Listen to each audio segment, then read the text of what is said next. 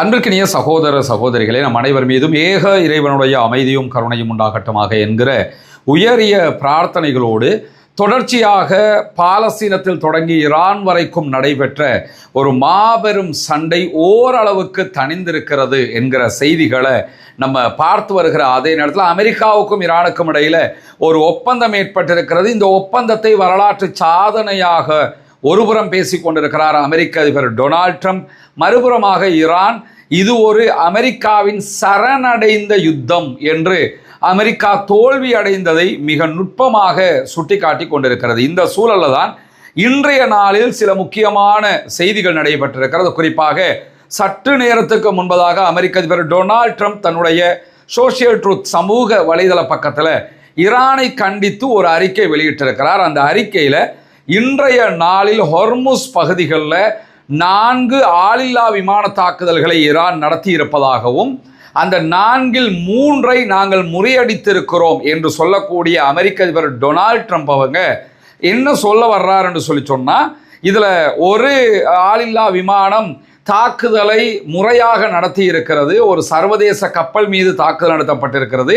அந்த கப்பலுடைய மேல் தளம் தாக்குதலுக்கு உள்ளாகி இருக்கிறது என்று சொல்லக்கூடியவர் ஈரானுடைய முட்டாள்தனமான சமாதான உடன்படிக்கையை மீறிய ஒரு செயல்பாடு என்று குற்றம் சாட்டியிருக்கிறார். ஆனால் உடனடியாகவே ஈரான் இதற்கு பதிலடி கொடுத்திருக்கிறது. அந்த பதிலடியில் இந்த தாக்குதலுக்கும் எங்களுக்கும் எவ்விதமான சம்பந்தமும் தொடர்பும் கிடையாது, நாங்கள் தாக்குதல் நடத்தவே இல்லை என்பதை தெளிவுபடுத்தி இருக்கிறது. ஈரானை பொறுத்தவரையில் தாக்குதல் நடத்தினா ஆமாம் நாங்கள் தான் தாக்குதல் நடத்தினோம் அப்படின்னு சொல்லுவாங்க.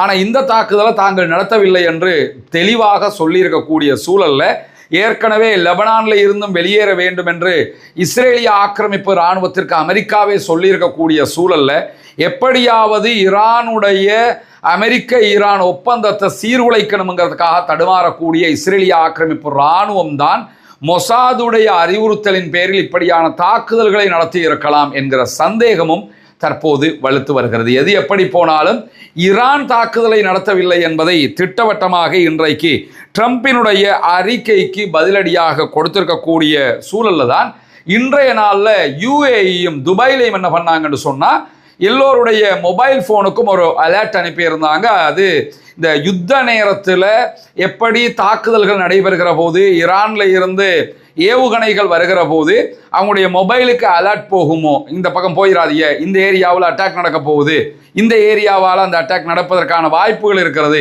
எனவே வெளியே போகாதீங்க, கவனமாக இருங்க என்கிற விதமாக அந்த அலர்ட் போகும்.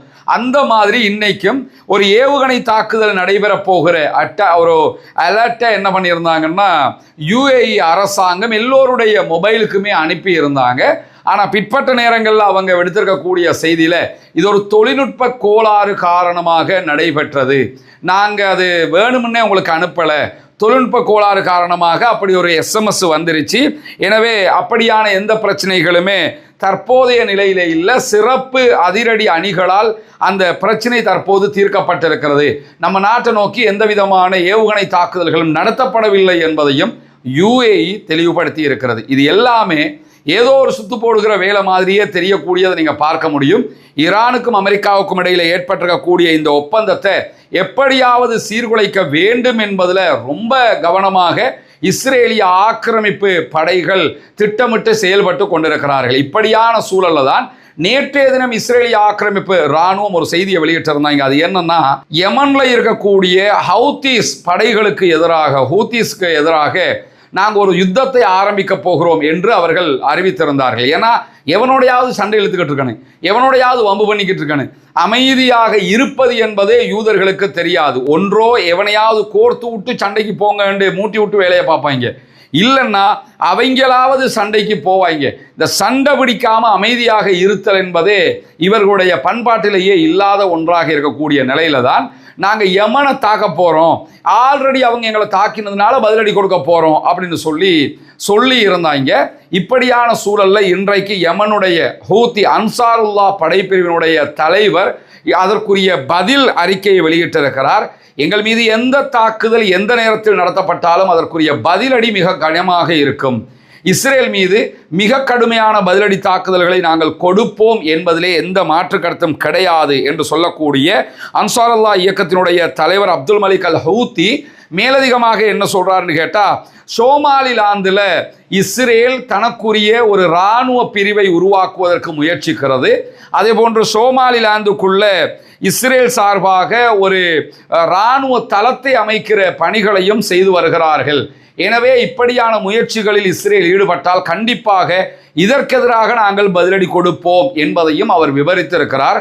சோமாலியாவினுடைய நாட்டில் இருந்து பிரிந்து நாங்கள் ஒரு தனி நாடு என்று அறிவித்து கொண்டவங்க தான் சோமாலிலாந்து என்கிற பகுதி. இந்த சோமாலிலாந்து என்கிற பகுதியை நம்ம எடுத்துக்கிட்டோம்னு சொன்னால், உலகத்தில் எந்த ஒரு நாடுமே சோமாலிலாந்தை ஒரு தனி நாடாக அங்கீகரிக்கவே இல்லை. உலகத்தில் முதல் தடவையாக சோமாலிலாந்தை தனி நாடாக அங்கீகரித்தது இஸ்ரேல். சோமாலிலாந்தில் எம்பசியை ஓப்பன் பண்ணினது இஸ்ரேல். சோமாலிலாந்துக்கு எம்பசி ஓப்பன் பண்ணுவதற்கு இடம் கொடுத்திருப்பது இஸ்ரேல். தற்போது சோமாலிலாந்தினுடைய பாதுகாப்பு படைகளுக்கு அவர்கள் பயிற்சிகளை கொடுத்து வருகிறார். அதே நேரம் சோமாலிலாண்டில் ஒரு இஸ்ரேலுடைய இராணுவ தளத்தையும் அமைக்கிறார்கள். அதற்கான காரணம் என்னன்னு கேட்டால், யமன்ல பாபல் மந்தபு பகுதியெல்லாம் ஒட்டுமொத்தமாக ஹவுத்தீஸ் கண்ட்ரோலில் இருக்குது.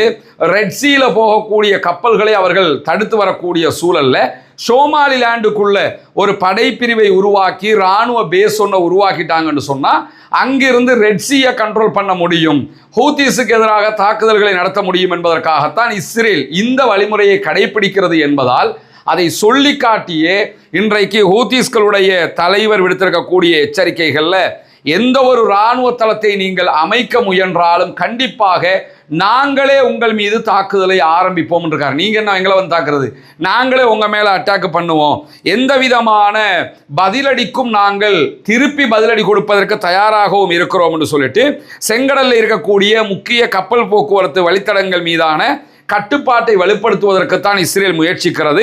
எனவே ஏர்டன் வளைகுடா அதே போன்று பாபல் மந்தப் ஜலசந்தியில இஸ்ரேல் தன்னுடைய செல்வாக்கை விரிவுபடுத்த முயல்வதை நாங்கள் ஒருபோதும் ஏற்றுக்கொள்ள முடியாது என்று சொல்லக்கூடிய அன்சாருல்லா ஹவுத்தீஸ் படைப்பிரிவினுடைய தலைவர் அவர்கள் மேலதிகமாக என்ன சொல்லியிருக்கிறார் என்று சொன்னா, பாலஸ்தீன போராட்ட குழுக்களுக்கு எங்களுடைய ஆதரவு என்றைக்கும் இருக்கும். நாங்கள் பாலஸ்தீனத்தை ஆதரிக்கக்கூடியவர்கள், அங்கே இருக்கக்கூடிய போராளி குழுக்களோடு துணையாக நாங்கள் தொடர்பிலே இருக்கிறோம். அதே போன்று லெபனானுடைய குழுக்களோடு தொடர்பிலே இருக்கிறோம். எனவே நாங்கள் அத்தனை பேரும் ஒன்றாக தொடர்பில் தான் இருக்கிறோம். எங்களை நாங்கள் பாதுகாத்துக் கொள்வதற்கான முயற்சிகளை எப்போதும் செய்வோம் என்றும் சொல்லி இருக்கிறது ஹவுத்தீஸ்களுடைய படைப்பிரிவு என்கிற செய்திகள் இன்றைக்கு வெளியாகி இருக்கிற அதே நேரம் இஸ்ரேல் ஒரு பக்கம் லெபனான்லையும் தோத்தாச்சு, ஈரான்லையும் தோத்தாச்சு, காசாவிலையும் தோல்வி அடைந்து விட்டதாகிவிட்டது, யமனுக்குள்ளேயும் தோல்வி அடைந்து விட்டதாகிவிட்டது என்கிற நிலையில அடுத்ததாக யாரோட சண்டை பிடிக்கலாம் என்னும் போது ஒன்றோ யமன்ல ஹவுத்தீஸோட அட்டாக் பண்ணணும், அல்லது இன்னும் ஒரு ஈரானாக நாங்கள் துருக்கியை பார்க்கிறோம் என்று அறிவித்துக் கொண்டிருக்கிறார்கள். துருக்கியோடு ஒரு சண்டையை உண்டாக்கி கொள்வதற்கும் இஸ்ரேல் முனைப்பு காட்டுகிறது என்கிற செய்திகள் வந்து கொண்டிருக்கக்கூடிய சூழல்ல ஒட்டோமான் கலிஃபேட் இருந்த நேரத்தில் உஸ்மானிய ஹிலாஃபத்து என்று சொல்லுவோமா இல்லையா, அந்த ஒட்டோமான் கலிஃபேட்டினுடைய கடைசி காலகட்டத்தில் கலிஃபேட் வீழ்ந்து கொண்டு வருகிற போது ஆர்மீனியா பகுதிகளில் ஒரு மிகப்பெரிய இன அழிப்பு நடைபெற்றதாக வரலாற்றில் நம்ம பார்க்க முடியும். இந்த இன அழிப்பை துருக்கியர்கள் தான் செய்தார்கள் என்று சொல்லி சில செய்திகள் சொல்லப்படுகிற நேரத்தில் துருக்கியை இதனோடு சம்பந்தப்படுத்தி தங்களுடைய பாராளுமன்றம் நெசட்டில், இஸ்ரேலுடைய பாராளுமன்றம் நெசட்டில் ஆர்மீனிய இனப்படுகொலைக்கு துருக்கி தான் காரணம், எனவே அது ஒரு மிகப்பெரிய இனப்படுகொலை, அதனை நாங்கள் பாராளுமன்றத்தில் ஒரு பிரேரணையாக கொண்டு வரப்போகிறோம் என்று சொல்லி இஸ்ரேலுடைய ஃபாரின் மினிஸ்டர் இன்றைக்கு வெளியிட்டிருக்கக்கூடிய அறிவிப்பில் சொல்லி இருக்கிறாரு. ஏற்கனவே நான் சொல்ல மாதிரி எவ்வளோடையாவது சண்டை பிடிக்கணும், என்னைக்கோ நடந்த ஒன்று அதுக்கு துருக்கி சம்பந்தமா இல்லையாங்கிற கேள்விகள் எல்லாம் இருக்கிற போது இப்ப துருக்கிய வம்புக்களுத்து நீங்க இனப்படுகொலை ஆர்மீனியாவில் செஞ்சிருக்கிறீங்க அப்படின்னு சொல்ல வர்றவங்க யாரு? நீ என்ன சுத்தவாளியா? காசாவில் செய்தது இனப்படுகொலை, ஈரானில் செய்தது இனப்படுகொலை, லெபனானில் செய்வது இனப்படுகொலை, யமனில் செய்தது இனப்படுகொலை. எங்கே தான் நீங்கள் இனப்படுகொலை செய்யலை? முழுக்க இனப்படுகொலை செய்யக்கூடிய இஸ்ரேல் துருக்கி இனப்படுகொலை செய்தது என்று சொல்லி அவர்களுடைய பாராளுமன்றத்தில் நாங்கள் தீர்மானம் ஒன்றை கொண்டு வர போகிறோம், அது வரலாற்று நிகழ்வு, அது பதிவு செய்யப்படணும் அப்படின்னு சொல்லி எல்லாம் ரொம்ப பரிதாபப்பட்டு என்றைக்கோ நடந்ததற்காக இன்றைக்கு பேசுகிற செய்திகள் எல்லாம் வெளியாகி கொண்டிருப்பதை நம்ம பார்க்க முடியும். இதுவெல்லாம் அடுத்த கட்டமாக அவர்கள் எப்படியாவது துருக்கியை வம்பு கிழப்பதற்காக, துருக்கியை தூண்டி விடுவதற்கான வேலைகளில் ஈடுபடுகிறார்கள் என்பதை நம்ம தெளிவாக புரிந்து கொள்ளுகிற அதே நேரத்தில் ஹிஸ்புல்லாவை ஒழித்து தன்னுடைய கிரேட்டர் இஸ்ரேல் என்கிற திட்டத்தை நிலைநிறுத்திக் கொள்வதற்காகத்தான் லெபனான் மீதான தாக்குதல்களை இஸ்ரேல் நடத்தியது. ஆனாலும் இஸ்ரேலால் கிரேட்டர் இஸ்ரேலை அடையவும் முடியவில்லை, ஹிஸ்புல்லாக்களை ஒழிக்கவும் முடியவில்லை, அதே நேரம் ஈரானுடைய ஆட்சியை கவிழ்க்கவும் முடியவில்லை, காசாவில் ஜெயிக்கவும் முடியவில்லை என்று சொல்லி இன்றைக்கு ஹிஸ்புல்லாக்களுடைய தலைவர் நாயிம் காசிம் அவர்கள் விடுத்திருக்கக்கூடிய செய்தியில் நம்ம பார்க்க முடியும். நாயிம் காசிம் அவர்கள் இன்றைக்கு வெள்ளிக்கிழமை ஒரு தொலைக்காட்சி நிகழ்ச்சியில் பங்கெடுத்து மக்களுக்கு உரையாற்றியிருந்தார். அதில் அவர் என்ன சொல்கிறாருன்னு கேட்டால், லெபனானில் இருக்கக்கூடிய ஒவ்வொரு அங்குலத்திலிருந்தும் இஸ்ரேலிய ஆக்கிரமிப்பு படைகள் வெளியேற வேண்டும். வெளியேறாத பட்சத்தில் அவர்கள் வெளியேறுகிற தன்மையை அவர்கள் எடுக்கிற போது தரை, கடல், அதே போன்று வான்வழி எல்லா பகுதிகளில் இருந்தும் அவங்க வெளியேறணும். அது எங்கள் நாடு, எங்களுக்குரியது என்று சொல்லிட்டு இஸ்ரேல் அப்படி வெளியேறவில்லை என்று சொன்னால் தோற்கடிக்கப்பட்டு அவமானப்படுத்தப்பட்டு வெளியேற வேண்டி வரும். ஆல்ரெடி நீங்கள் இந்த யுத்தத்தில் அவமானப்படுத்தப்பட்டீங்க, தோல்வி அடைஞ்சிட்டீங்க, இன்னும் அசிங்கப்பட்டு கேவலப்பட்டு தான் நீங்கள் வெளியேறுவீங்க. அதனால் முதல்ல இந்த அவமானம் வர்றதுக்கு முன்னாடி இப்போவே வெளியேறுறங்க அப்படின்னு சொல்லி இன்றைக்கு சொல்லக்கூடியவர் மேலதிகமாக என்ன சொல்கிறாருன்னு கேட்டால், லெபனானுடைய அதிகாரிகளுக்கு நாங்கள் எங்கள் கைகளை நீட்டுகிறோம் அப்படிங்கிறாரு. லெபனான் நீங்கள் இஸ்ரேலோட போய் பேச்சுவார்த்தை நடத்த தேவையில்லை, நமக்கு நாமளே பேச்சுவார்த்தையை நடத்தி கொள்ள வேண்டி இருக்கிறது. எனவே உங்களுக்கு நாங்கள் கையை நீட்டுகிறோம். நாம் நம்முடைய நாட்டுக்குள் ஒற்றுமையாக செயல்படுகிற போது இஸ்ரேலால் நம்மை அழிக்க முடியாது. எனவே எங்களோடு இந்த வாய்ப்பை நீங்கள் பயன்படுத்தி இணைந்து கொள்ள வேண்டும் என்று சொல்லி லெபனானுடைய அரசாங்கத்திற்கு இன்றைக்கு நாயிம் காசிம் அவர்கள் விடுத்திருக்கக்கூடிய செய்தியில் சொல்லி இருப்பதை பார்க்க முடியும். அதே மாதிரி இன்றைக்கு வெளியாகி இருக்கக்கூடிய இன்னும் ஒரு முக்கியமான செய்தி என்னன்னு கேட்டால், அமெரிக்கா ஈரான் மீது ஒரு கடல் வழி முற்றுகையை விடுத்திருந்தாங்களா இல்லையா? அந்த நேரத்தில் ஈரானுடைய ஒரு கப்பலை அவர்கள் கைப்பற்றி இருந்தார்கள். அந்த கப்பலுக்குள் இருந்த 22 ஈரானிய மாலுமிகளை இன்றைக்கு அமெரிக்கா விடுவித்திருக்கு. அந்த ஒப்பந்த பிரகாரம் அதையெல்லாம் விடுவிச்சிருக்கிறாங்க. அந்த 22 பேரும் இன்றைய நாள் பாகிஸ்தானை வந்து அடைந்திருக்கிறார்கள் என்கிற செய்திகளை பாகிஸ்தானுடைய துணை பிரதமரும் வெளியுறவு அமைச்சருமாக இருக்கக்கூடிய இஷாக் தார் அவர்கள் சற்று நேரத்துக்கு முன்பதாக அறிவித்திருக்கிறார்கள். எனவே ஈரானுடைய முடக்கப்பட்ட கப்பலையும் அமெரிக்கா விடுவித்திருக்கிறது என்கிற செய்திகளுக்கு மத்தியில தான் ஈரான், லெபனான், வெஸ்ட் பேங்க், காசாவுக்கு அடுத்ததாக இருக்கக்கூடிய பாலஸ்தீனத்தினுடைய பகுதி இருக்குதா இல்லையா, வெஸ்ட் பேங்க், அந்த வெஸ்ட் பேங்க், லெபனான், ஈரான் ஆகிய பகுதிகளுக்கு 15 மில்லியன் அமெரிக்க டாலர் நிதியுதவிகளை நாங்கள் கொடுக்க இருக்கிறோம் என்று ஜப்பான் இன்றைக்கு அறிவித்திருக்கிறது.